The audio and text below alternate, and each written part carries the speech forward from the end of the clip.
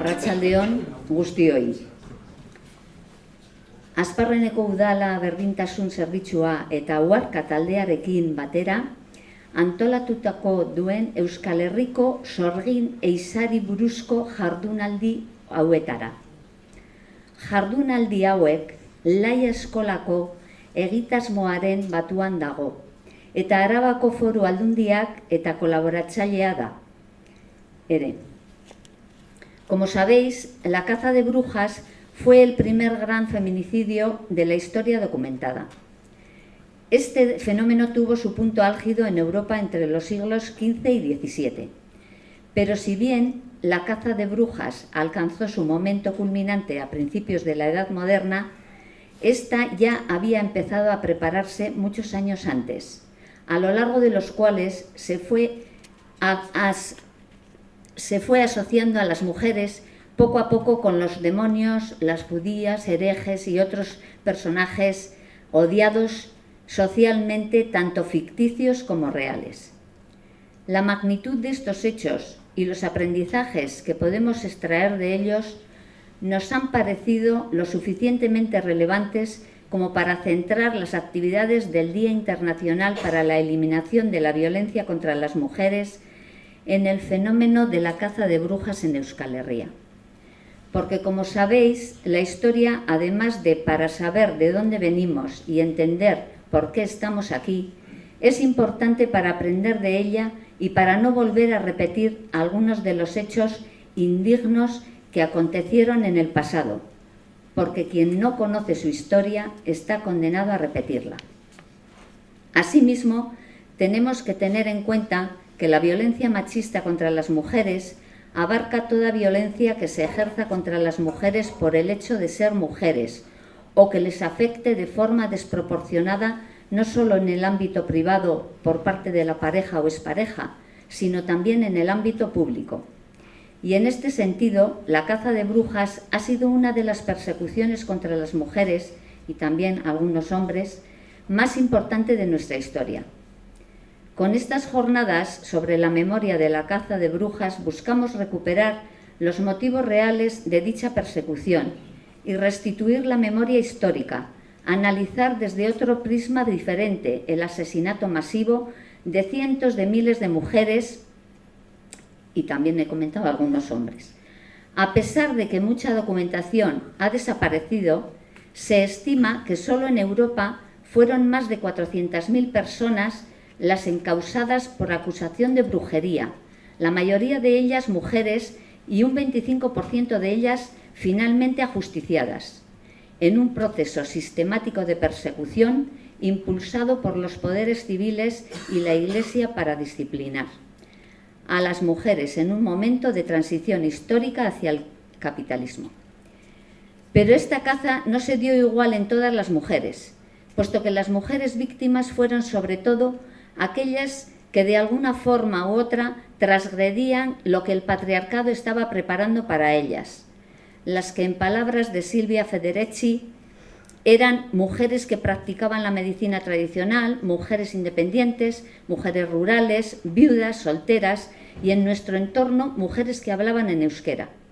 La caza de brujas fue un intento también de desarticular las relaciones comunales existentes en la Edad Media. Y como veremos a lo largo de estas jornadas, nuestra cuadrilla no estuvo al margen de esta persecución y tampoco Asparrena. Además, como habréis visto, en la entrada también hay una exposición sobre la caza de brujas en Navarra, que estará expuesta hasta el día 30 de noviembre en esa sala.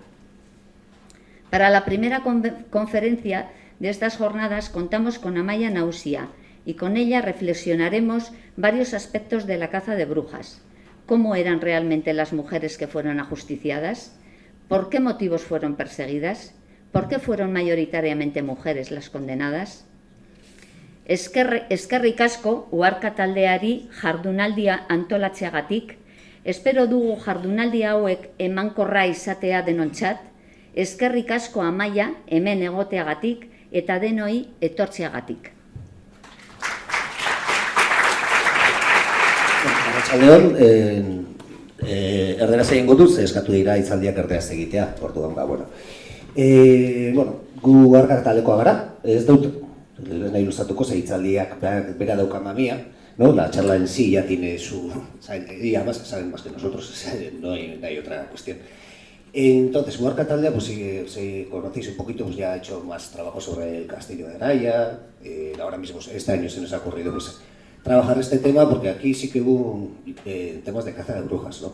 Tanto en Araya, Salduondo, Ilarduya, Guino, pero no fue un caso aislado, como he dicho Tere, pues en todo el mundo, en toda Europa también fue una cosa, una represión sociocultural machista, ¿no? Y entonces también entre estas cosas lo hemos metido entre el Gauwelza o el Gauwelza, ¿cómo es en castellano? Ah, sí, el Halloween, que son las brujas de plástico, ¿no?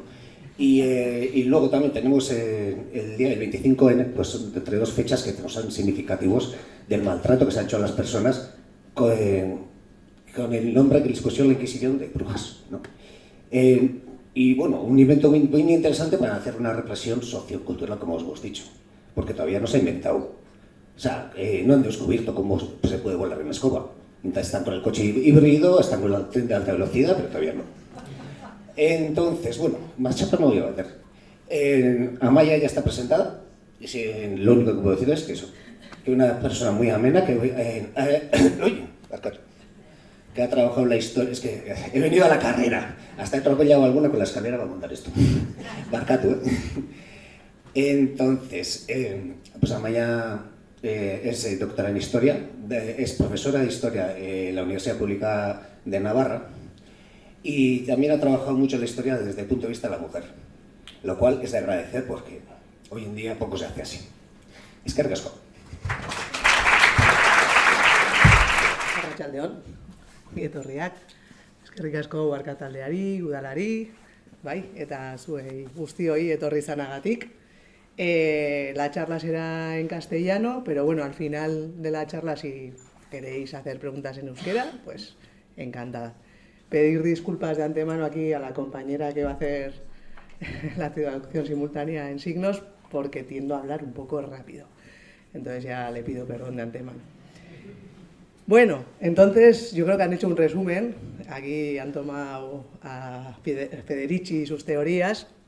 Algunas comparto, otras no, como veremos, ¿vale? Pero bueno, se trata de ver, efectivamente, pues quiénes eran las brujas, ¿no? Entonces, en la charla tendrá tres partes. Os explicaré el mito, ¿vale? Cómo se construyó esa imagen de la bruja que llega hasta nuestros días, cómo fue históricamente esa caza de brujas. Sí que os digo, y os pido disculpas, me voy a centrar más sobre todo en el Reino de Navarra, ¿vale? Es lo que conozco, es lo que he estudiado, me hacen así, bien. Bueno, pues no conozco tanto el caso de Álava. En su día Iñaki Reguera, que falleció, hizo una investigación sobre lo ocurrido en estos territorios y no soy experta en eso, entonces os voy a hablar más de Navarra. Pero bueno, lo pondré un poco también en el contexto europeo, de cómo fue todo aquello. Y luego intentaremos desmontar, ¿vale? Deconstruir un poco, como se dice hoy en día, el mito. ¿Quiénes eran realmente, ¿no? Estas mujeres. Y ya también por hacer también, bueno, ser honesta, ¿no? Se suele decir que la historia es objetiva.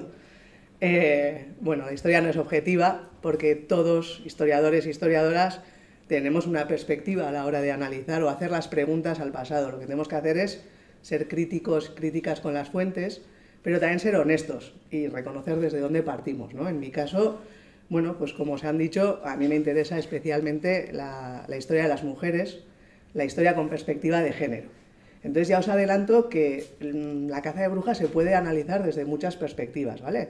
En clave nacional identitaria, como la exposición que tenéis ahí fuera, en clave también política, religiosa. Yo lo voy a hacer en una clave de género, ¿vale? Porque intentaré responder a la pregunta de por qué el 80-90% de las personas acusadas de brujería fueron mujeres. Pero, como os digo, tiene muchas aristas la caza de brujas y se puede explicar también desde otras perspectivas. Lo que pasa es que yo me he emperrado ya desde hace bastantes años en intentar compensar un poco un desajuste en la historiografía. La historiografía tradicional pues es androcéntrica, es blanca, es europea, ¿sí? Es colonial. Y normalmente ha tendido a dar importancia a la historia institucional, política, ¿no?, militar, donde los hombres han sido protagonistas, ¿no? Y nos han dicho que las mujeres no hemos sido protagonistas de la historia.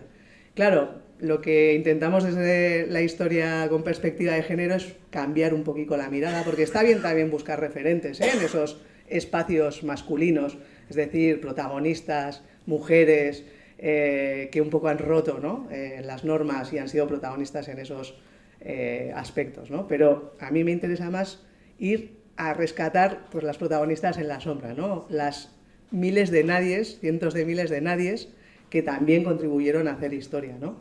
Porque hablando de violencia de género, una frase que me gusta mucho de una historiadora que ya también falleció, Gerda Lerner, que escribió La creación del patriarcado, ella decía que ignorar o minusvalorar la presencia de las mujeres en la historia no es sino otra forma de violencia de género. Y es verdad, porque si nos dicen que no hemos contribuido a la historia, que no hemos sido protagonistas, bueno, también es una manera de minusvalorar nuestra contribución, no solo en el pasado, sino también en el presente. Entonces yo creo que hay que cambiar un poco la mirada, y precisamente en esos ámbitos donde los hombres no han sido protagonistas y las mujeres han sido protagonistas, pues revalorizar, ¿no?, esos ámbitos. Bueno, esto un poco como disclaimer, que se dice ahora, pues explicar un poco desde dónde parto, ¿vale?, para que nadie se lleve aquí a engaño, por si alguien espera otro tipo de charla. Bueno, entonces, ¿cómo se construye el mito? Porque ya os adelanto que la bruja y la idea que tenemos de la brujería es una construcción intelectual que responde a una época histórica, un momento social y cultural muy concreto. Entonces, ¿cómo se construye? Porque si ahora os pido que cerréis los ojos, vamos a hacer este ejercicio. Cerrar los ojos e imaginaros eso, una bruja. ¿Cómo os la imagináis? Ya he hecho trampa. En euskera esto tiene, como no tiene género, pues decimos sordiña y así cada quien se imagina brujo o bruja. Pero bueno, venga, una bruja. Cerrar los ojos e imaginárosla. ¿Qué características tiene? A ver, echad, lo primero que se os ocurra. ¿Cómo es? Fea. Fea, bien, sí. Zarra, vieja, sí. Ropa negra. Ropa negra, vale, me gusta eso también. ¿Qué? Apartada, o sea, sola. Vale, también, me gusta. ¿Con? Con el pelo largo. Bueno, vale, también. Entonces, mujer, ya hemos hecho la trama, pero bueno, mujer vieja, fea, apartada, ¿no?, que vive sola. ¿Cómo está? ¿No tiene algo más característico? La escoba, ¿no? Vuela en una escoba. La nariz, ¿no? También. La nariz ganchuda, ¿no? Este tipo de cosas. Y es verdad que la cultura popular la ha reflejado así. Si vamos tanto al cine clásico como cine más actual, pues se tiende a representar así, ¿no?, a la bruja. El estereotipo negativo, porque luego también hablaremos de que ahora hay una idealización en el cine actual, está pasando mucho, y también en las fiestas populares, en los carnavales, se tiende a idealizar, que es otra cosa que tampoco me acaba de convencer, pero el estereotipo negativo sería este, ¿no? O si queréis, la bruja de Blancanieves, ¿no? Una mujer vieja, fea, que tiene poderes, pero para hacer el mal, ¿no? Siempre, ahí con la manzana engañando a la pobre, inocente Blancanieves, ¿no? Eso sería el estereotipo, ¿no? Y bueno, pues si vamos a los testimonios de la época, los testimonios que recogen esa caza de brujas, cuando preguntaban a la gente cómo era, ¿no?, cómo eran las brujas y qué hacían, pues un poco vienen a representar esto, ¿no? Hablan de las misas negras. Las brujas, y fijaos, la brujería en esta época de la que vamos a hablar, es la pertenencia a la secta de la brujería, con lo cual es un delito colectivo, ¿vale?, que se hace en colectividad, ¿vale? Acuden a un conventículo o sabbat o aquelarre a celebrar una misa negra. En torno ahí tenéis el cuadro de Goya, en torno al macho cabrío, a la quer, ¿no?, a la querra. Y ahí lo que hacen es renunciar a su fe, a la fe verdadera. O sea, la brujería es una herejía, porque están renunciando a la verdadera fe en favor de comulgar con el diablo. Los testimonios de las brujas de Burgi que dicen: aurrak, arnega esazue joan goikoaz eta andre dona Marías, eta zaintu, eta zainta guztiez, eta aites. Que en romance, dice el escribano, es: chicas, renegad de Dios y de Santa María y de todos los santos y santas y de los padres. ¿Qué tenían que hacer? Bueno, pues besar a Belcebú, ¿no?, el beso negro, ¿no? Ahí dice, ¿no?, como dicen que le besaban en la parte trasera, ¿no?, en esta misa negra. Y así se suele reflejar en los grabados de la época, ¿no? Con él, además, celebraban banquetes, ¿no?, en torno a Belcebú, había orgías también, o sea, muchas veces la comunión con el diablo es a través del sexo con él, ¿no?, en banquetes, bailes. María Hernández en Inza, en 1595, decía: danzando a son de rabeles y juglares y otros instrumentos, estando todos ellos vestidos con camisas y otras cosas blancas, ¿no?, bailaban en torno al fuego a veces, ¿no? Lo que encontramos también, ¿qué es lo que encontramos aquí? En las descripciones, pues sobre todo muchas mujeres, ¿no? Se describe que sobre todo eran las mujeres las que acudían a ese conventículo, a ese sabbat o a ese aquelarre. Ya veremos cómo los datos que tenemos es incluso a veces más altos que estos en toda Europa, con alguna excepción. Entre el 70 y el 80% de las personas acusadas de brujería eran mujeres, ¿no? En Navarra, de hecho, quitando el caso de Zugarramurdi, en el siglo XVI, 74%. Ya si cogemos Zugarramurdi, esto ya aumenta, ¿vale?, este porcentaje.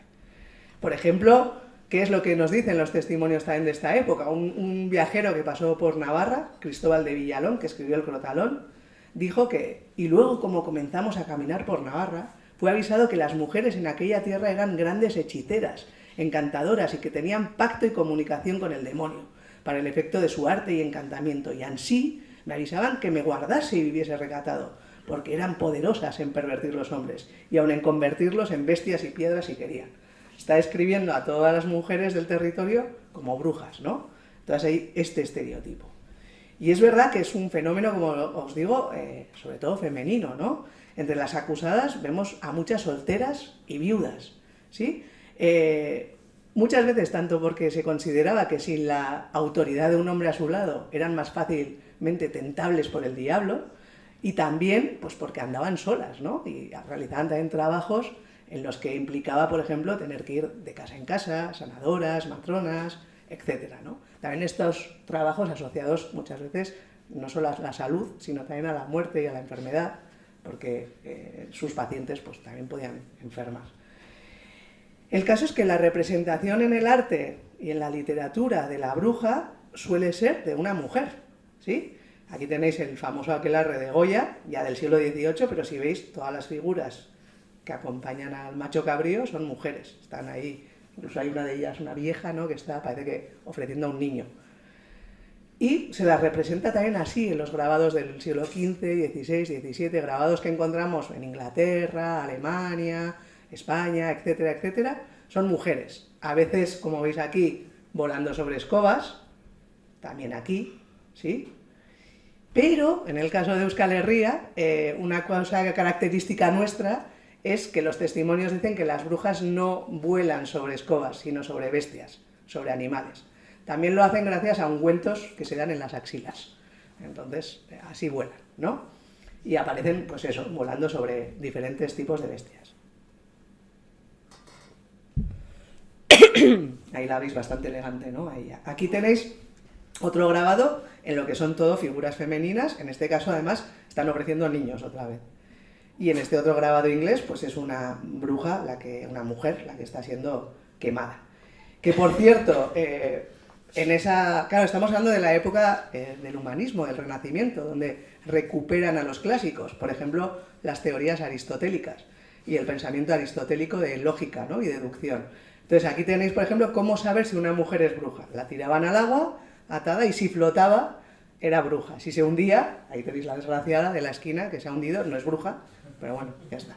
Claro, porque las brujas están hechas de madera y por eso arden en la hoguera, ¿no? Y por eso flotan. Entonces es la manera de saber si son o no son brujas. Bueno, otro estereotipo, otra de las cosas que habéis dicho, es vieja.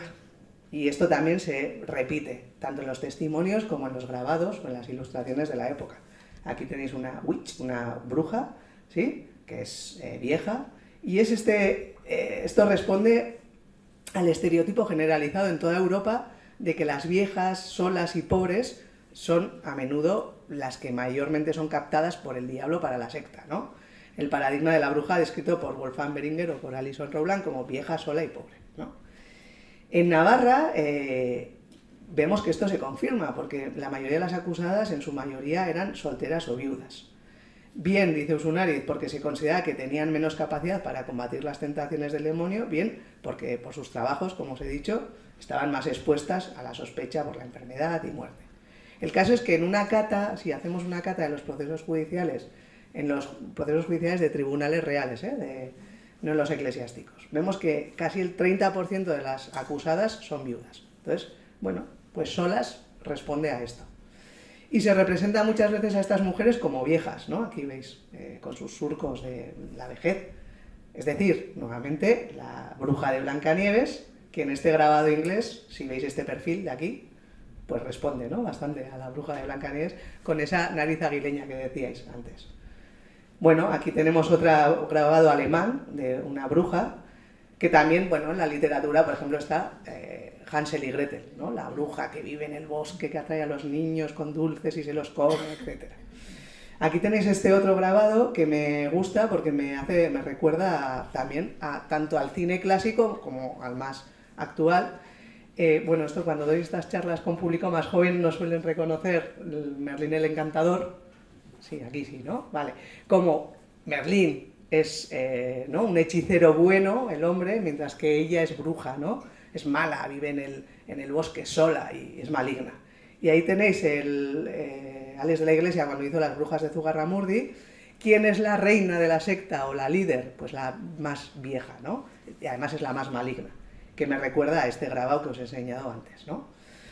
Entonces, bueno, en los testimonios de la época esto se suele corroborar, ¿no? O se reafirma. El fiscal, en el caso contra Emilia de Otano por brujería, decía de ella que es de mal aspecto y su modo de vestir suele ser viejo. Es de poca inteligencia y capacidad, es de condición de labradores, o sea que es pobre. No acude a la iglesia los días de fiesta, a los menos pocas veces. Está en reputación de mala cristiana, es pobre, no tiene oficio. ¿Qué decían los testimonios de Zugarramurdi? Pues que las más ancianas son las más probadas y estimadas del demonio. O sea, que el demonio prefiere a las viejas. Bueno, en los tratados también se decía que las viejas, como son parleras, que hablan mucho, también son más crédulas, son más tendentes al cotilleo, y entonces eso hace que el diablo las prefiera, ¿no? El caso es que aparecen muchas veces en las acusaciones como las maestras de la secta, ¿sí? Quienes seducen a otros nuevos miembros y los atraen a la secta de la brujería. Un caso que me encanta, porque un poco rompe el estereotipo de idealización que se hace desde la actualidad de las mujeres acusadas de brujería, porque era una auténtica pieza esta. O sea, era Graciana Beltza, que el apellido le acompaña, por cierto, en Vidango, en 1560, y su discípula María, y bueno, ella tenía, además de a María, tenía una cuadrillica de chavalas que robaban para ella. Tenía atemorizado a todo el valle, ¿no?, esta Graciana Beltza, y decían de ella: son personas de mala vida, costumbres y fama, malas cristianas, hechiceras y ladronas, y encubridoras, que han cometido y hecho muchos y diversos delitos y hurtos. Se les atribuía la muerte de vacas y de personas del lugar, como la de un muchacho, hijo de Pedro Gorría, que murió baldado y sin habla, a causa de sus hechizos. Decían que ella, con solo tocar a un enemigo, ya le hacía enfermar, ¿no? Pervertía, y el delito peor de Graciana, pues es lo que más me gusta de ella, el delito peor de Graciana era que pervertía el orden natural de las cosas. No era tanto que trajese malas cosechas o hiciese enfermar, sino que, por ejemplo, una cosa que hacía era ligar a los matrimonios. Les ligaba y era hacer un hechizo por el cual ya no podían tener relaciones sexuales. Y entonces matrimonios hasta entonces bien avenidos empezaban a discutir, y entonces eso ponía patas arriba al pueblo. Y entonces eso era su mayor delito, ¿no? Poner patas arriba el orden natural de las cosas. Bueno, así eso, como los testimonios suelen decir, ¿cómo entra un nuevo discípulo, una nueva discípula a la secta de la brujería? Pues de la mano de una maestra mayor, de una vieja, ¿no? María Hernando Guinza dice que la maestra la hizo desnudar y ponerse una camisa, la untó con un ungüento en la cabeza que tomó de una olla que tenía en un rincón y por una ventana del dicho aposento la sacó en el aire. Es decir, para convertirte en bruja hacía falta otra bruja que te convertía, y esta otra bruja normalmente era una mujer mayor. Por ejemplo, María Gracia en la Uzama dice: sorgiña narama eta orain bi sorgin goaz. La bruja me lleva y ahora nos vamos dos brujas, ¿sí? Cuando no son estas mujeres mayores, viejas, ¿no?, brujas viejas, hay otro arquetipo que sería la joven, que utiliza sus encantos sexuales para seducir, sobre todo a los hombres, para subyugar a los hombres. Por ejemplo, el jesuita Zarate dice que una moza de buen parecer, acompañada de un demonio, entró por la ventana, le había por fuerza abrazado y le quería sacar por ella. Y esto se repite también en la cultura popular, este estereotipo. Cuando la bruja, normalmente en un grupo de brujas, ¿no? Está la vieja y más sabia y más poderosa, y luego suele estar la más joven y bella, que es tonta, pero bueno, es seductora porque utiliza su sexualidad. Esto también, Alex de la Iglesia, que por cierto podríamos hablar de lo misógino que es Alex de la Iglesia en sus pelis, esto lo reproduce. Y aquí, por ejemplo, la joven es guapa, es bastante más imbécil que la maestra, ¿no? Que Terele Pave, y lo que hace es engañarles con el sexo a los hombres. Otro estereotipo del que no sé si ha salido, no creo que no lo habéis citado, pero bueno, el hecho de que no son mujeres, aparte de viejas, feas, solas, etcétera, son poderosas, usan pócimas, ¿no? Esto también se repite en los testimonios. Hacen ponzoñas o potajes verdes con sapos muertos y desollados y menudos encima de las brasas y con corazón de niños, todo mezclado, dicen, ¿vale? Con el pacto que hacen con el diablo, renunciando a su verdadera fe, obtienen poderes y esos poderes los utilizan para hacer el mal. Asesinatos, infanticidios, no muertes de niños prematuros que no se explican, los achacan a las brujas. Epidemias, también, malas cosechas, todo eso es fruto de las brujas. ¿Qué dicen los testimonios contra las brujas de Salazar? Hacen polvos ponzoñosos para matar hombres y mujeres y niños, y animales y perder los frutos de la tierra, ¿no? Eso es lo que dicen. De Graciana Belza, esa bruja viuda de Vidangoz, acusada en 1560, decía que tenía atemorizado a todo el valle, porque ya os digo que traía todos los males, todo lo que no se podía explicar, era culpa de esta bruja de Graciana. Bien, esto es entonces el estereotipo, ¿vale? La idea que había en la época, que en parte ha llegado, como hemos visto, hasta nuestros días, de qué era una bruja. ¿Cómo fue la caza de brujas? ¿Cómo prende? Porque, como os digo, es un producto histórico de un momento concreto, ¿eh? O sea, ya esto lo vamos a ver.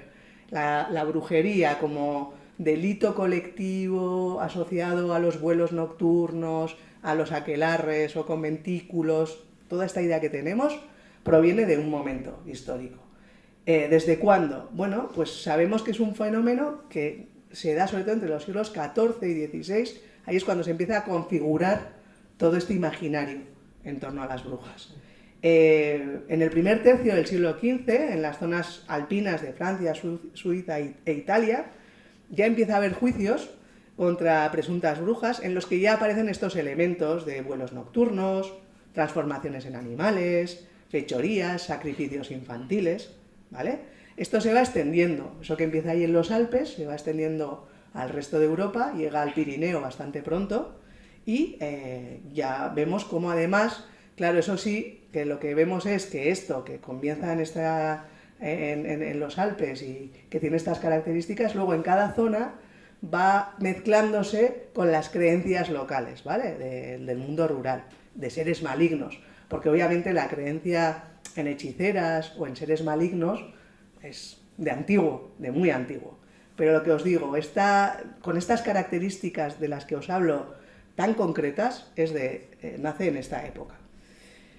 ¿Cuándo encontramos un cambio de paradigma en Europa? Porque la creencia en brujas ya se perseguía, ¿sí?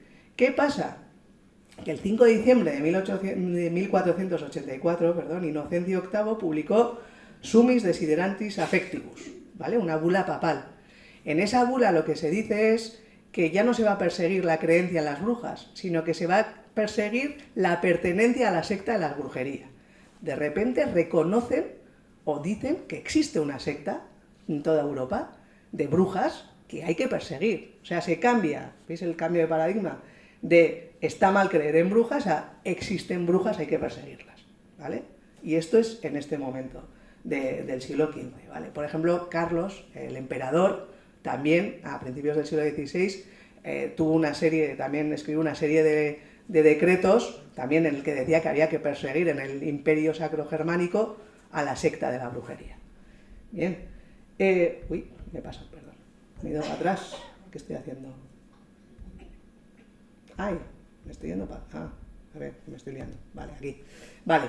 Esto se une además a que en este siglo XV empiezan a aparecer también una serie de tratados de demonología, ¿vale? Es decir, es esa época, curiosamente, que nos han vendido como una época de luz, del Renacimiento, Leonardo da Vinci, etcétera, pero a la vez es cuando más tratados de demonología hay, donde se habla del demonio, de la existencia del demonio.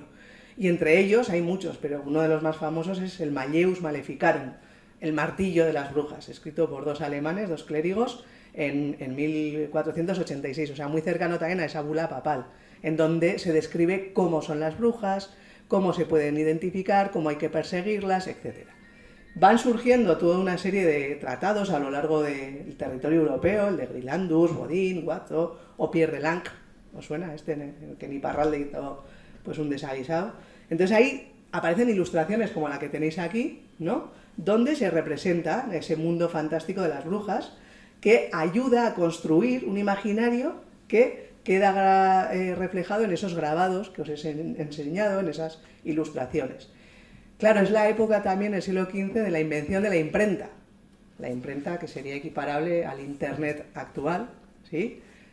Donde gracias a la imprenta las ideas vuelan por Europa, ¿no? Entonces estos tratados de demonología que recogen ese imaginario se extienden y además tienen mucho éxito, son bestsellers, ¿vale? En la época, entonces van viajando por toda Europa.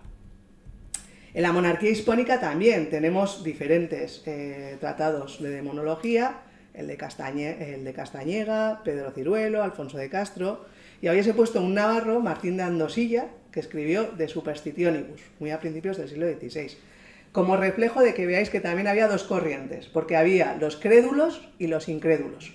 O sea, había un debate teológico en torno a si existían o no existían las brujas. Y había también muchos incrédulos, ¿no? Que decían que las brujas no existían. Aunque, tengo que decir que el Tratado de Martín de Andosilla justificaba el hecho de que no existían las brujas, pues también con esta lógica aristotélica, diciendo, físicamente es imposible volar, con lo cual, lo que pasa es que las mujeres sueñan que vuelan.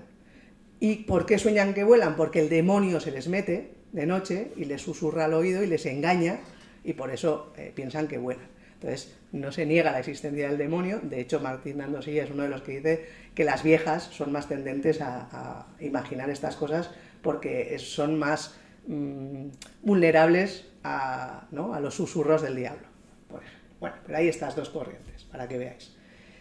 Y como os decía, gracias a la imprenta, pues este estereotipo voló.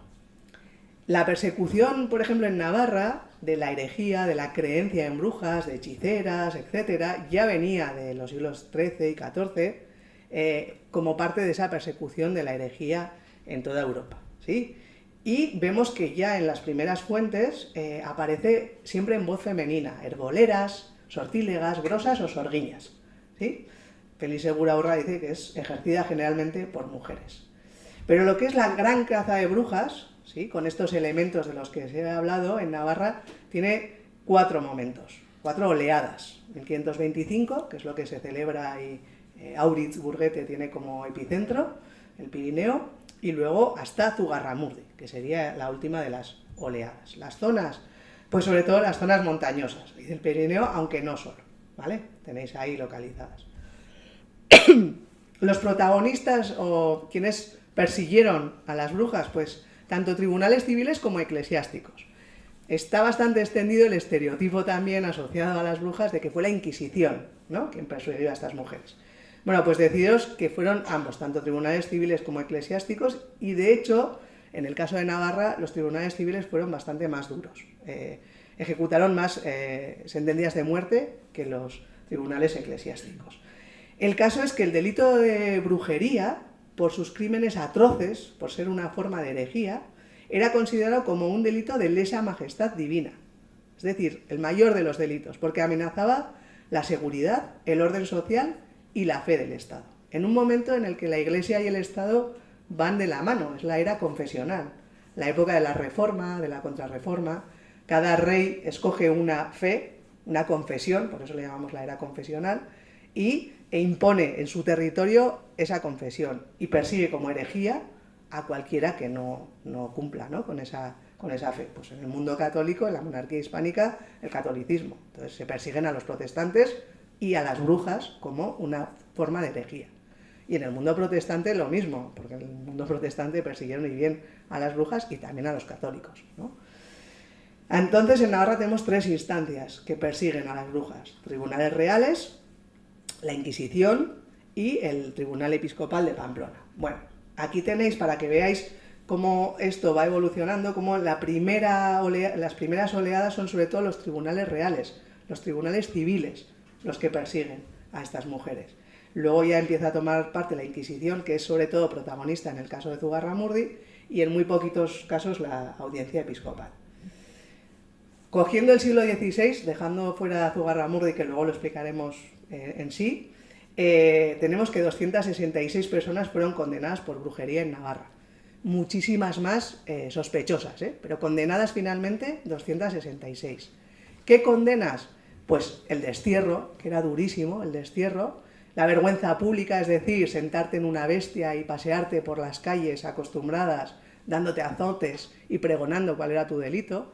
Claro, los azotes quedaban marcados en esa mujer para toda la vida. Luego además la condenaban a destierro y iría al reino vecino o al pueblo vecino y nadie le daba ni trabajo ni casa, acababan muriendo de hambre, ¿no?, en las calles. Les quitaban su patrimonio también, no solo a ella, muchas veces también a toda su familia.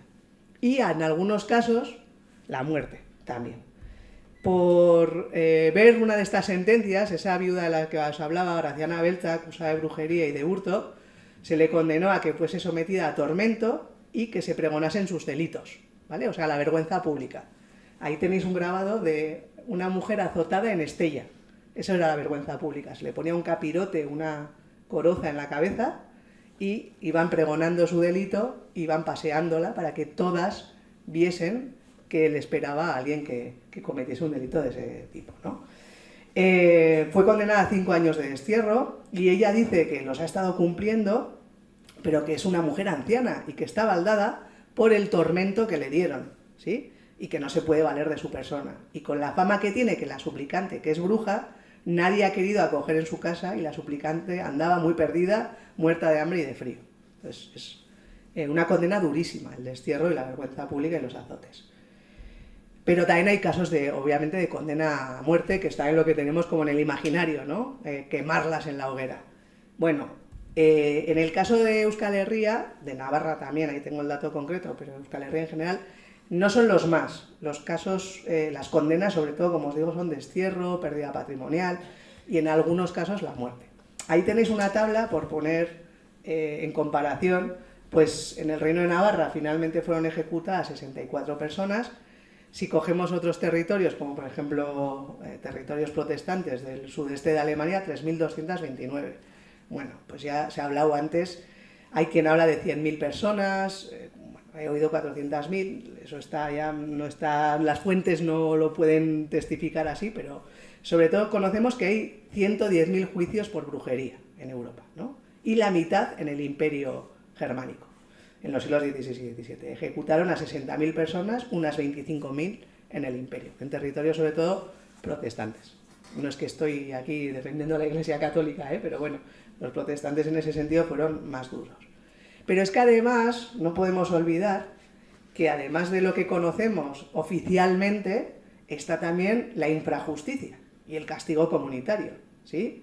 Muchas de estas mujeres sospechosas fueron perseguidas fuera de los tribunales por sus vecinos y vecinas, ¿sí? En las fases más importantes de la caza de brujas, la solo insulto o mención de bruja era casi, ¿no?, una condena en vida. Era una manera de humillar y culpabilizar a esa persona. Se despertó una histeria colectiva, brujomanía se le llamaba, ¿no? Entonces era muy duro también el ser señalada por vecinos y vecinas. Como os he dicho, en Navarra hay diferentes oleadas. La primera que conocemos es la de 1525 de Auritz, Burguete, ¿sí? El lunes 19 de junio de 1525, en la plaza enfrente de la iglesia de Burguete, se ejecutaron, no sabemos exactamente, entre 5 o 10 personas, y quien promovió todo aquello fue un civil, el licenciado Balanza, que ha pasado a la historia como el Torquemada Navarro. Bueno, entre 100 acusados, acusadas, no sabemos, 43 condenadas, incautándoles los bienes, y ya os digo que no está claro, pero bueno, entre 5 y 10 personas quemadas en la iglesia, enfrente a la iglesia de Aurit. Esos autos de fe eran fiestas, ¿vale? Eran espectáculos que concitaban a cientos, si no miles de personas, que viajaban durante días para ver el espectáculo. Un auto de fe podía durar semanas o una semana. Fiesta, música, etcétera, y el último show era la quema de las brujas. Entonces, era una manera también en esa época del Estado moderno, de construcción y fortalecimiento del Estado, también de demostrar la fuerza del Estado de la mano de la Iglesia, ¿no? Entonces, era una manera de disciplinamiento social, ¿vale? La última gran caza de brujas en Navarra es Zugarramurdi, la más conocida y famosa, ¿sí? Que despertó, como os decía, una histeria colectiva.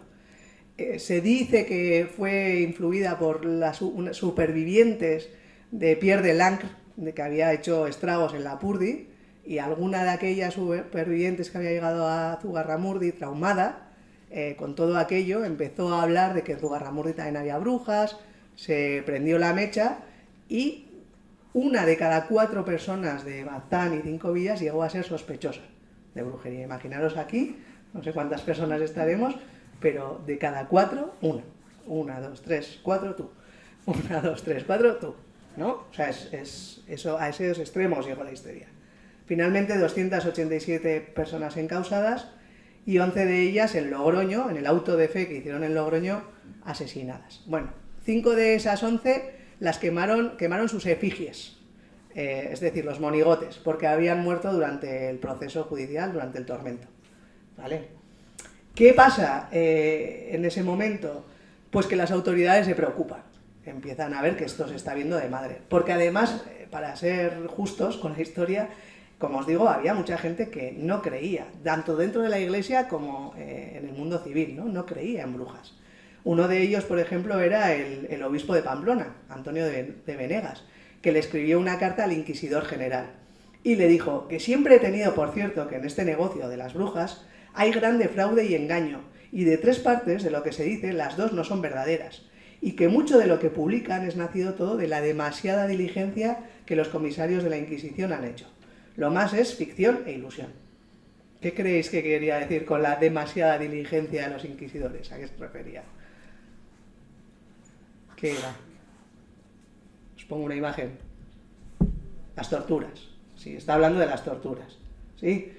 ¿Qué es lo que hace entonces el inquisidor general? Mandar a tierras vascas al inquisidor Alonso de Salazar y Frías, que había participado en el tribunal de Logroño, era uno de los miembros del tribunal y era el único que había emitido un voto en contra, diciendo que no eran brujas esas mujeres.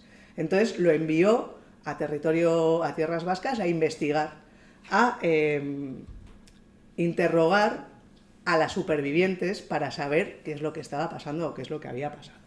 Bueno, ¿qué es lo que le dijeron a aquellas mujeres? Bueno, pues que habían confesado pues, por las torturas, ¿no? Por ejemplo, Catalina de Araníbar le confesó que habiendo procedido los jurados y justicia con prisiones, vejaciones y molestias contra esta Socolor, de imputarle ser bruja y pretendido que lo confesase, por evadir las dichas molestias, sin otro fundamento alguno, vino esta a confesarlo era, sin haberlo sido jamás. Y en la Inquisición de Logroño, en virtud de sus confesiones, fue absuelta y reconciliada. O sea, le reconciliaron con la Iglesia por confesar. Claro, a veces era la justicia, ¿no? Los inquisidores, quienes torturaban para obtener la confesión. Pero otras veces eran los propios familiares. Y esto es mucho más duro y esto sí que causa dolor, ¿no? Gracia de Berrotarán le dijo a Salazar y Frías en 1613: «Señor, la verdad es que yo no soy bruja, ni lo he sido, sino porque la vejación de María Emparán, mi tía, que con amenazas y un cirio ardiendo en compañía de mi madre y otra tía, me quemaron y me ahorcaban extendiéndome el pescuezo y torciéndomelo, y que me acababan de matar si no lo confesaba. Y así, por evadir estas molestias, confesé». Porque claro, la sospecha de bruja o de brujería en una casa podía ser una mancha para siempre, ¿no? Entonces, pues por el miedo, su propia madre fue la que, y sus tías, le torturaron, ¿no?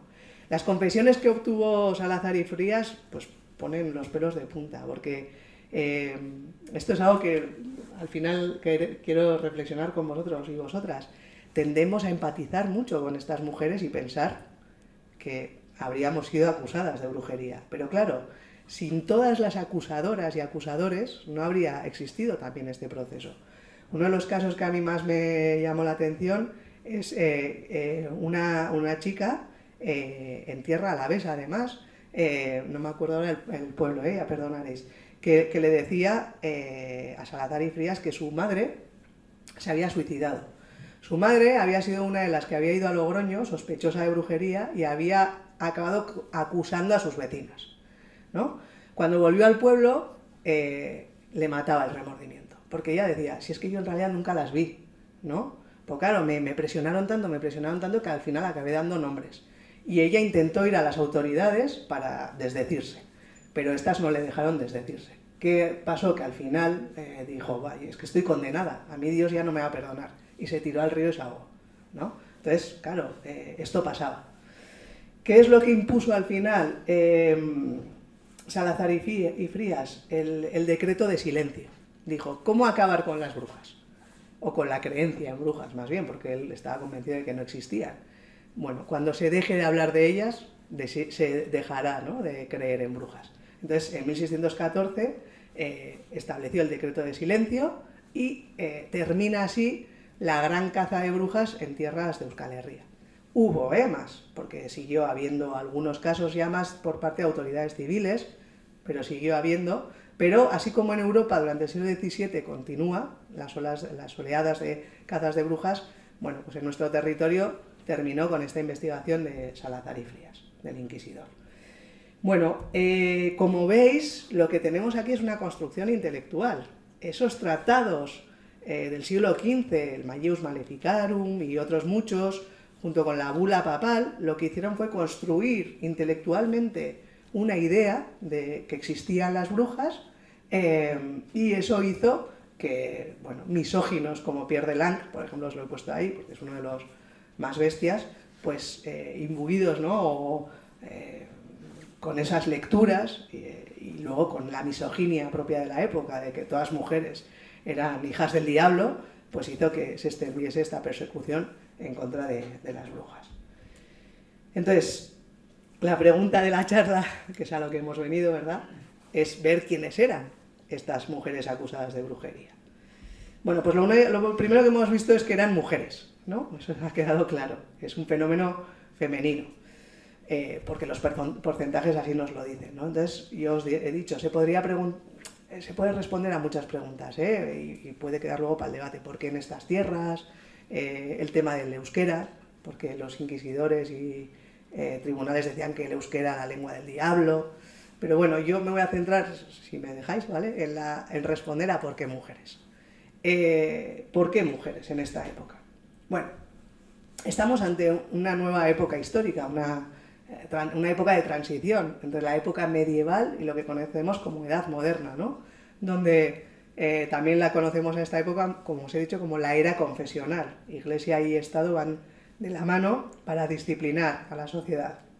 Es una época de transición, donde pasamos de la época medieval, donde los jaunchos tienen el poder, a la construcción de los estados modernos que hoy en día conocemos en Europa, ¿no?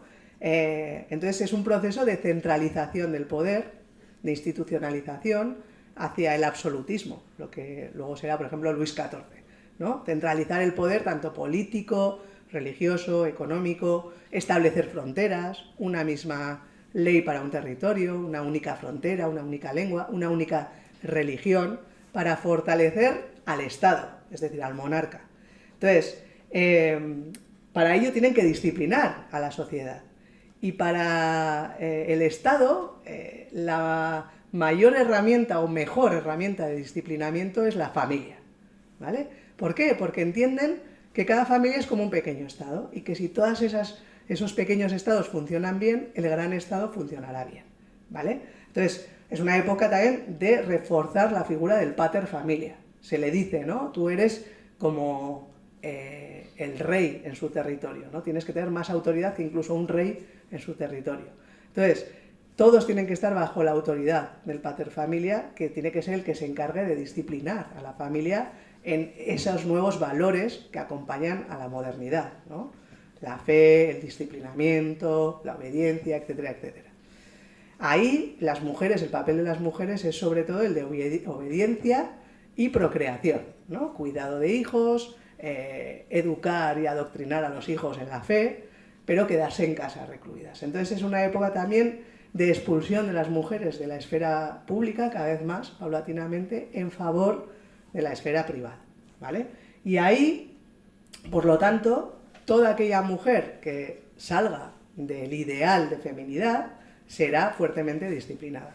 Para ello se utilizan pues, la legislación, el orden social, el orden moral, ¿no? Desde la iglesia, desde los púlpitos, pero también la propia comunidad. La comunidad está interesada en ese nuevo status quo, esa paz, ¿no? Nueva paz, y entonces también disciplina y castiga a quienes salgan de ese ideal.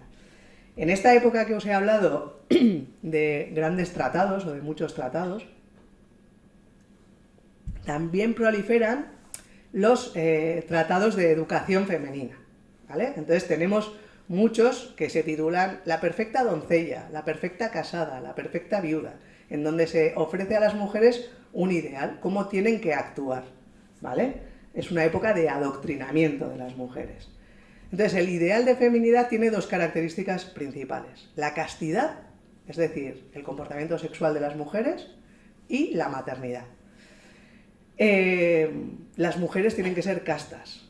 En ello se basa el honor femenino, pero también el honor del padre, de la familia, del marido, ¿vale? Aquí tenéis, por ejemplo, una joven soltera, lo que sería norte de Navarra y Guipúzcoa. Como veis, la moda era que iban tonsuradas, ¿no? Como los frailes, o sea, símbolo de su pureza, y luego, ¿qué otra cosa veis así?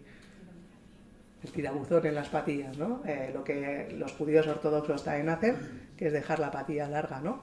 También como símbolo de pureza y de comunión con Dios. Entonces, la idea de la castidad es importantísimo, ¿no? En esta época. Cuando una mujer ya se casa, tiene que tocarse, tiene que tapar su cabello, que aquí las mujeres han ido tapadas y cubiertas hasta hace no tanto, ¿vale? Ahí tenéis un grupo de mujeres navarras charlando, con sus tocados corniformes o peniformes, que cuando venían los visitadores eclesiásticos castellanos se escandalizaban con los tocados que eran cada vez más altos y más enrevesados. Y luego la de la esquina de allá es una viuda, que lo que hacían era oscurecerse los tocados. Entonces ellas también defienden, ¿no? Que su dignidad se basa en su castidad. Por ejemplo, Elena Dañezcar, acusada de adúltera, ella dijo que ha sido y es mujer de buena vida, tratos y costumbres, virtuosa, honesta y recogida, temerosa de Dios y de su conciencia, y por tal tenida y comúnmente reputada sin que se haya oído, entendido cosa en contrario, ni que haya tenido fama de liviandad alguna, ¿vale? Tenían que ser castas, tenían que ser vírgenes, ¿no? Y la maternidad es el otro ideal, el otro pilar del ideal de feminidad, ¿sí? Entonces, en el mundo católico es la Virgen María el ideal, porque es madre y es virgen. Ahí tenéis, ¿no? La madre también tenía la función de transmitir los valores y las virtudes, pero también lo negativo. Por ejemplo, se decía que a través de la leche materna las brujas transmitían la brujería. Entonces, bueno, eran unas cosas que se decían. Entonces, frente al ideal, ¿no? De mujer casta, recogida, que se queda en casa, temerosa de Dios, que cría, etc., tenemos a lo contrario, ¿no? A las que rompen con este ideal, que son las Evas, o frente a las puras y las castas, las putas, ¿no? Entonces aquí tenemos esta dicotomía entre buenas mujeres y malas mujeres. La idea de que la mujer es el origen del mal, de todas maneras, no es una cosa de época moderna, solo de esta época, ya viene de lejos, ¿vale? Ya decía, por ejemplo, Sócrates, que la mujer es fuente de todo lo demoníaco. Pitágoras decía, hay un principio bueno que creó el orden, la luz y al hombre, y un principio malo que creó el caos, la oscuridad y a la mujer, ¿no? En esta época de Renacimiento, de época moderna, como os decía, rescatan a los clásicos, ¿vale? Les gusta rescatar a los clásicos y se rescatan estas ideas aristotélicas también de cómo surge la vida, ¿no? Por ejemplo, uno de los que rescatan a Aristóteles es Juan Luis Vives, ¿no? Él dice que tanto hombres como mujeres estamos gobernados por las pasiones, pero Dios ha otorgado al hombre la capacidad de razonar. y gracias a la inteligencia puede controlar sus pasiones. Pero las mujeres, como son imbéciles por naturaleza, no pueden controlar sus pasiones. Por lo tanto, son tentadoras y son peligrosas. ¿Cómo explica esto biológicamente Juan Luis Vives? Pues como os digo, recupera Aristóteles y dice: cuando el vientre femenino tiene suficiente calor al recibir la semilla del hombre, se gesta un hombre. Pero si el vientre está frío, entonces se gesta una mujer. Porque las mujeres somos seres imperfectos, somos un intento de ser hombre que nos hemos quedado a media cocción. Es decir, nos falta un hervor, ¿no? Entonces, como no hemos tenido suficiente calor, nos hemos quedado en mujeres. Por eso él dice que por defecto de calor vivo, la mujer es más imbécil por naturaleza, menor en seriedad, más caduca, miedosa, por lo que ha de ocuparse en el cuidado de pequeños negocios. Esto es el discurso patriarcal. ¿Por qué el orden social tiene que ser patriarcal? Tiene que ser que las mujeres estén sometidas a los hombres y bajo el cuidado de los hombres. Pues por el bien de toda la humanidad. Porque en una sociedad cristiana el último objetivo es la salvación eterna. Entonces, si las mujeres, que son imbéciles por naturaleza, que no pueden controlar sus pasiones y que por lo tanto llevan al pecado a los hombres, ¿sí?, por ser tentadoras, si están sueltas, pues esto se va, ¿no? No tendremos la salvación para todos. Tienen que estar dominadas por el padre, el marido o por Dios. Y por eso la literatura y el arte está lleno de estas femme fatale, ¿sí?, como Cleopatra o Circe u otras, que son mujeres que con su sexualidad pervierten a los hombres. Que si los hombres pecan es por nuestra culpa, ¿no? Y por eso tenemos que estar sometidas. Entonces, aquí tenemos la primera de las explicaciones de por qué mujeres. Porque el simple hecho, el género, ¿sí?, el ser mujer, ya nos convierte en seres peligrosos, ¿no?, potencialmente peligrosos, que hay que controlar. O sea, ya hay una sospecha en el simple hecho de ser mujer. También una justificación del orden patriarcal. Hay que justificar por qué se nos somete y se nos explota reproductivamente. Bueno, pues porque tenéis que estar por vuestro bien y el bien de todos sometidas. Vale. Hemos dicho que otra de los estereotipos que encontramos en torno a la brujería es que eran solas, ¿no?, que estaban solas, mujeres solas. Bueno, os he dicho antes que muchas de ellas efectivamente eran viudas, ¿vale?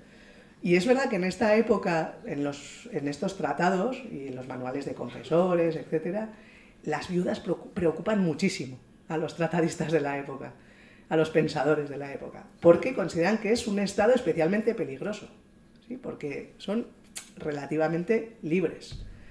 Spinoza, en su diálogo en laude de las mujeres, en el siglo XVI, dice: el estado de la viuda es menos seguro, antes sin proporción más peligroso, no siendo sujeta a marido, a padre, hermanos ni otros superiores, antes libre y absoluta señora de sí y de su casa, dice. Entonces es una especie de negación de la autoridad masculina. Osuna, en su reloj de príncipes, dice: las viudas, perdiendo la sujeción que a su marido tenían, se suelen ensoberbecer, como enorgullecer. Dice: quieren estar sin marido, no por amor de Dios, sino por mandar por entero en la casa. Estas ni se quieren sujetar a monasterio ni a marido, y tiénense en más que las casadas, ¿vale? Entonces, el hecho de que son mujeres sin un hombre a su lado preocupa. Pero además son mujeres con experiencia sexual, han estado casadas y se les supone que han conocido el placer de la carne, ¿no? En la época había la creencia de que la enfermedad, la histeria, que se nos ha atribuido históricamente a las mujeres, en cuanto levantas un poco la voz ya te están diciendo que no te pongas histérica, ¿no? Pues que la histeria era sobre todo una enfermedad propia de las viudas. ¿Por qué? Porque las viudas acumulaban la semilla de la reproducción y como no le podían dar salida, pues se volvían locas de lujuria, ¿no? Eso es lo que se decía. Eran un elemento subversivo. De hecho, por ejemplo, en Italia, en los conventos, cuando entraba una viuda a monja, había un ala especial para viudas, apartada de las otras monjas doncellas, para que no se contaminasen, ¿vale? Para que no contaminasen las viudas a las doncellas. Un ejemplo de esto, sé que voy a... ¿Qué tal vais? ¿Os estáis cansando? ¿No? Vale.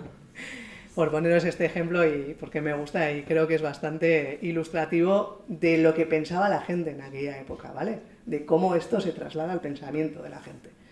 Bueno, pues aquí tenéis el caso de Quiteria y Domingo. Quiteria era una viuda de Estella y Domingo de Recain estaba casado. Y ambos estaban liados, se habían liado. Además, toda Estella conocía su relación, porque veían a la noche cómo Domingo salía por un agujero del tejado de su casa y iba de casa en casa hasta la casa de Quiteria.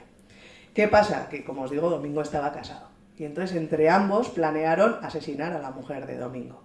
Domingo se fue a Logroño a comprar polvos de Solimán, que era un veneno. De hecho, lo probaron primero en un perrillo y lo mataron. Se lo echaron a la mujer de Domingo en su sopa, no la mataron, pero le hicieron abortar, porque estaba embarazada. Bueno, muy truculento. Lo que me interesa de este caso es la actitud de la comunidad. ¿Cuál fue la reacción de la comunidad según los testimonios? Pues, por ejemplo, la vecina de Quiteria, Catalina de Arroniz, decía de Quiteria que para que Domingo le quisiese bien y no fuese ni anduviese con otras mujeres, que le daba de lo que de su menstruación le suele venir con vino revuelto a beber al dicho Domingo y otros hechizos. Es decir, que Domingo era una víctima de Quiteria, que lo tenía hechizado, ¿no? ¿Qué más decían de ella? Que la dicha Quiteria es una hechicera y que tiene embelesado al dicho Domingo de Recain y le ha dado a comer sesos de asno y de la sangre de su persona que se sacó del dedo del corazón para que el dicho Domingo la quisiese más. Entonces, a quien condenan definitivamente es a Quiteria, ¿no? Es la culpable de haber pervertido al hombre, porque es una viuda perversa y seductora, ¿no? Como el caso de, ahí tenéis, Sansón y Dalila y otros ejemplos. Pero ¿qué pasa además con las viudas aquí en este territorio? Como os he dicho, he estudiado sobre todo el tema de Navarra, pero aquí también me consta que compartimos características en torno a el sistema troncal, a la posición de las mujeres en la casa, etcétera, etcétera. Bueno, el caso es que en Navarra, por la conquista, ¿no?, de Castilla sobre Navarra, en aquel principios del siglo XVI, pues dejó muchas viudas, ¿sí? Mientras que los hombres salían a guerrear, fueron las mujeres las que se quedaban en casa, pues luchando por sacar adelante la casa, los hijos, etcétera. Eso dejó a muchas en la miseria, ¿no? Ahí tenéis a María de Chauri, que dice que es pobre y vive mendigando y pide por amor de Dios. Pero la viudedad era siempre las dos caras de una misma moneda. Muchas las dejaba en una situación muy vulnerable, pero también es verdad que por primera vez en la vida la viudedad comportaba la capacidad de decidir y de gestionar por sí sola, sin un hombre al lado. Y además, en Navarra, pero en el Pirineo en general, tenemos varias figuras jurídicas por las que podemos administrar los bienes de nuestro difunto marido o los propios. En primer lugar, el usufructo, o el usufructo de fidelidad o la viudedad oral. ¿Esto suena, el tema del usufructo? Sí, ¿no? Se trata de una tenencia temporal, es decir, la viuda no es la heredera de ese patrimonio, es quien gestiona el patrimonio mientras permanezca viuda. Si no se vuelve a casar, puede ser usufructuaria de todo el patrimonio del marido, de la casa, etc. ¿Sí? Esto creó muchos problemas intrafamiliares, porque claro, los verdaderos herederos, que podían ser los hijos, o sea, un heredero, una heredera, o un cuñado o suegro cuando no había hijos, veían en la viuda un obstáculo para obtener ese patrimonio, ¿no? Entonces hay muchas acusaciones en contra de viudas, pues porque gestionan mal el patrimonio, o por adulterio, es decir, que no ha respetado su año de luto y está aliándose con alguno, o incluso muchas veces hay la sospecha en casos de brujería de que había este tipo de cosas familiares, ¿no?, y que acusan a la madre para quitársela del medio. El usufructo nace con el objetivo de mantener la unidad familiar. En nuestro sistema troncal lo que importa es la casa, ¿no? Entonces, para que la viuda no se lleve su patrimonio, su dote, a un nuevo matrimonio, a otra casa, y se quede en casa cuidando de los hijos, se le da este usufructo, ¿sí? Pero claro, ¿qué pasa de rebote? Que se convierte, y así suele salir en los testamentos, en señora y mayora del hogar.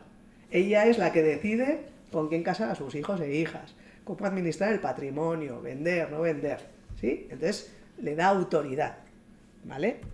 Además, también tenemos la dote que es común en toda Europa, que es el patrimonio que lleva la mujer al matrimonio, que es un seguro de vida para las mujeres, para cuando enviuden, recuperar esa dote y decidir qué hacen con ella, si se quieren volver a casar, si son jóvenes, renuncian al usufructo, recuperan la dote, se vuelven a casar, o como un colchón en su vejez, ¿no? También pues es mi dinero para mí. Y en este caso es patrimonio propio de la mujer, no se trata de una tenencia. En nuestro territorio, además, las Cortes, la legislación, protegió mucho la dote de las mujeres, ¿sí? El marido tenía que garantizar con sus bienes familiares que iba a gestionar bien esa dote, y si hacía una mala gestión de la dote, cuando ella enviudaba, la familia tenía que restituirle íntegramente, responder de ese dinero. Podían además hacer con esa dote lo que ellas quisiesen, a diferencia de otros territorios europeos, como ocurría en Italia o en Francia o en la monarquía hispánica. La dote para las mujeres navarras era propia suya y no tenían que guardar una parte para los hijos del primer matrimonio. No, ellas podían hacer lo que quisiesen con eso, ¿no? Entonces también ese dinero, ese acceso a recursos, pues le dio autonomía a estas mujeres.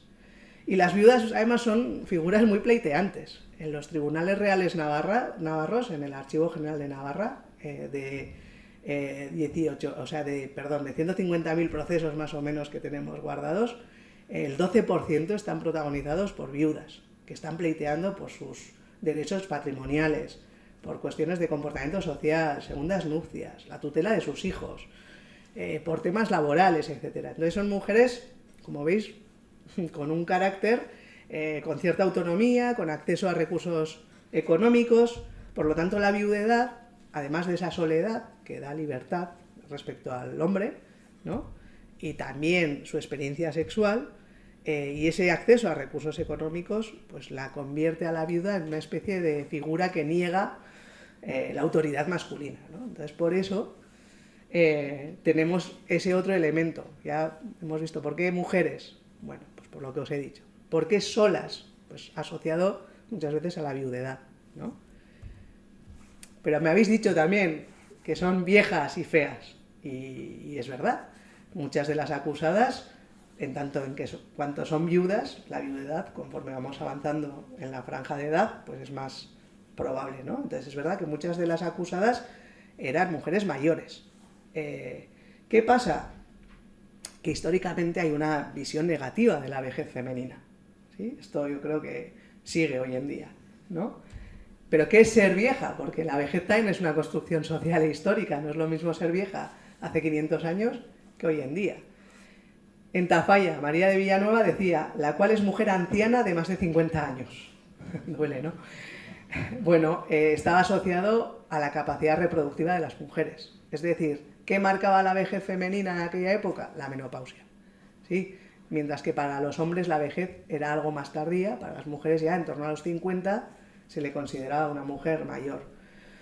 Como nuestro principal objetivo, nuestro mayor objetivo para la sociedad era la procreación, una mujer que ya había perdido su utilidad, pues ya era algo desechable, ¿no? Esto lo vemos reflejado también en el arte. En el Renacimiento, el cuerpo desnudo de la mujer se utiliza cuando es joven como símbolo de la belleza física y moral, del amor, del placer terrenal, mientras que el cuerpo viejo femenino se usa para simbolizar la fealdad, el odio, el sufrimiento. La vejez masculina también tiene connotaciones negativas, pero no tanto y no siempre. Muchas veces se utiliza a los hombres viejos en el arte pictórico como símbolo de la sabiduría, del estoicismo, de la austeridad. Normalmente a las mujeres viejas siempre para asociarlas con algo muy negativo. E incluso, claro, si nuestro objetivo o uso social es la procreación, claro, una vez que hemos alcanzado la menopausia y no podemos tener hijos, una mujer mayor que quiere tener sexo, pues eso es perverso, ¿no? Un clérigo noruego en el siglo XVII decía: considero los matrimonios entre ancianas viudas y sirvientes jóvenes casi una sodomía, e intento por lo tanto impedirlos, ¿sí? Bueno, considerada, ¿no?, la sexualidad en la vejez femenina pues vicio, perversión, persuasión diabólica. Bueno, pues las asociamos como viejas, pues por eso, ¿no? También porque hay una visión muy negativa de lo que es ser una vieja en esta época. Y también, y la última de las características, y ya voy acabando, con esto ya voy terminando, no ha salido, pero os he dicho que muchas veces también nos imaginamos a la bruja en torno a las pócimas, ¿no? Haciendo hechizos, etc. Bueno, también tiene su explicación histórica, ¿sí? No hay tantas, no es que encontremos mucho porcentaje de brujas o mujeres acusadas de brujería que fuesen parteras y sanadoras, pero algunas hay. Lo que sí que sabemos es que en esta época empieza a haber una connotación cada vez más negativa, en torno a las mujeres que ejercen la medicina. ¿Por qué? Bueno, pues porque es una época, como os decía, de institucionalización, también institucionalización de los saberes médicos. Surgen las universidades y las mujeres tienen prohibido el acceso a ese tipo de instituciones, ¿no? Entonces, en los pueblos existen las parteras y las sanadoras, que están además examinadas, tienen título y pueden ejercer oficialmente. ¿Pero qué ocurre?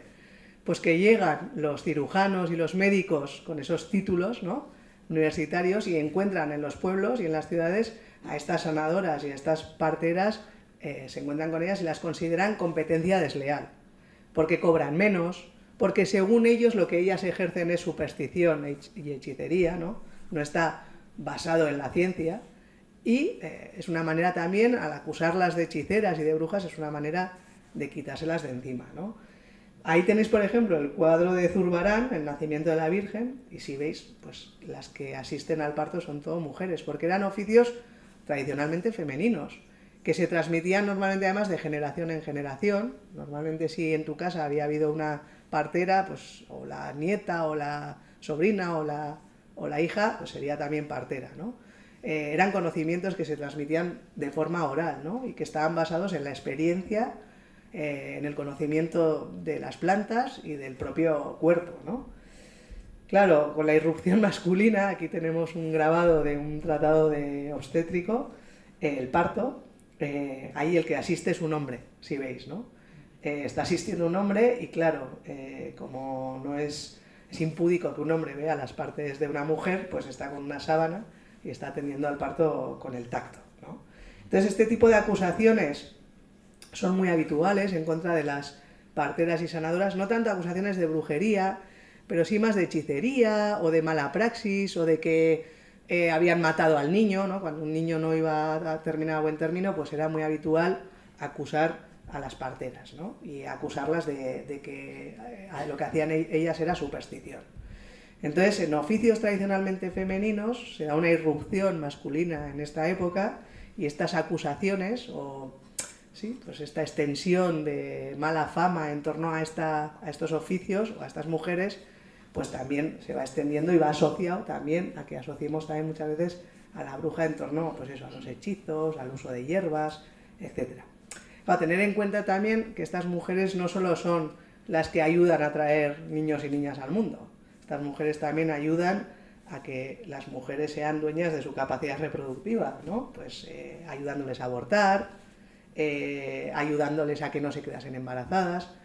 Y en un momento en el que se está reforzando ese estado, no hay mayor riqueza para un estado que el número de súbditos, ¿vale? Entonces la cuestión de la natalidad se convierte también en una cuestión de estado. Entonces no hay mayor pecado, delito, que el abortar o el no llevar a término un embarazo o evitar un embarazo. Entonces estas mujeres también se acaban convirtiendo en objetivo del disciplinamiento, ¿no? Bueno, ahí tenemos, ¿no? Porque cuando nos imaginamos a una bruja, porque la imaginamos como una mujer, pues ya hemos visto, ¿no? Porque el hecho de ser mujer ya hace que pueda ser más sospechosa, por lo que hemos visto, ¿no? Porque eres inferior a un hombre, no tienes capacidad de raciocinio, eres más tentadora, etc. Pues sola, bueno, pues asociado muchas veces a la viudedad, que además, pues por cuestiones demográficas también va ligado a la avanzada edad de muchas de esas mujeres, ¿no? Y poderosas, pues bueno, asociado también al uso de pócimas, etcétera, como hemos visto, por parte de parteras y curanderas. Bueno, y ahora, y aquí ya sí que termino y estoy ya para el debate, ¿qué está pasando en la actualidad con la sorguiña, con la bruja? ¿Qué hacemos con esto? Porque esto es la realidad histórica, ya habéis visto qué eran estas mujeres. No fueron ni obviamente seres malignos que volaban de noche y luego echaban a perder la cosecha, etcétera, tampoco eran mujeres sabias, empoderadas, ¿no? Que por el hecho de serlo fueron perseguidas. En general eran mujeres normales, muchas veces vulnerables por el hecho de ser mayores o estar solas, o por el hecho de ser mujeres, ¿no? Pues señaladas. Y nos encontramos ahora que hoy en día pues la tenemos a la Sorguiña por todas partes, ¿no? Sin ser parte de nuestra mitología, porque no es un personaje mitológico vasco, ¿sí? Tenemos a Mari, pero no a la Sorguiña ni a Querra, lo que pasa es que ya la tenemos entre nosotros y nosotras, y ya es parte del imaginario colectivo. Se nos ha escapado de las manos a los historiadores e historiadoras y ya es de toda la sociedad. Bueno, se representa, por ejemplo, aquí tenéis el aquelarre en Hernani, 23 de junio, como una chica joven empoderada que es libre con su sexualidad, ¿no? O bueno, pues en Berriozar también se celebra aquelarres. Aquí tenéis un ejemplo que no tiene que ver nada con nuestro territorio y que es en Cataluña, que hacen un festival al que le llaman aquelarre, donde hay espectáculos de fuego, y también hay una feria de curanderismo y no sé, como de artes oscuras y cosas así, ¿vale? Luego también haciendo una búsqueda en Google con los carnavales, pues también aparece que, ¿no? Los carnavales actualmente, por ejemplo, en la escuela de mis hijas, en la escuela un año hacen algo que tenga que ver con un personaje mitológico, personajes mitológicos vascos, y al año siguiente libre. Cuando toca la mitología vasca siempre aparece la Sorguiña. Yo digo, no sé qué tiene que ver con la mitología vasca, pero bueno, parece que ya es parte, ¿no? Porque se representa. Pues esto es lo que tenemos. No sé, ya os pregunto, y ya para el debate, ¿qué hacemos con esto? Ya se nos ha escapado y ya creo que ya ha rodado la bola y ya no la podemos parar. Pero a mí se me hace curioso cómo se tiende a banalizar algo que fue, como han dicho al principio, pues un feminicidio, ¿no? A gran escala. Se banaliza, ¿no? Con esto. Por otra parte, bueno, pues se tiende a idealizar. Yo creo que ahora también estamos en una época de idealización. Está esta frase que el feminismo ha acuñado, somos las hijas de las brujas que no pudisteis quemar. A mí me gusta, igual hay que reapropiarse de ello y bueno, pues ya está. A pesar que está, como os he dicho, lejos del hecho histórico, ¿no? No fueron perfectas víctimas, porque también se resistieron, pero no fueron heroínas tampoco, ¿no?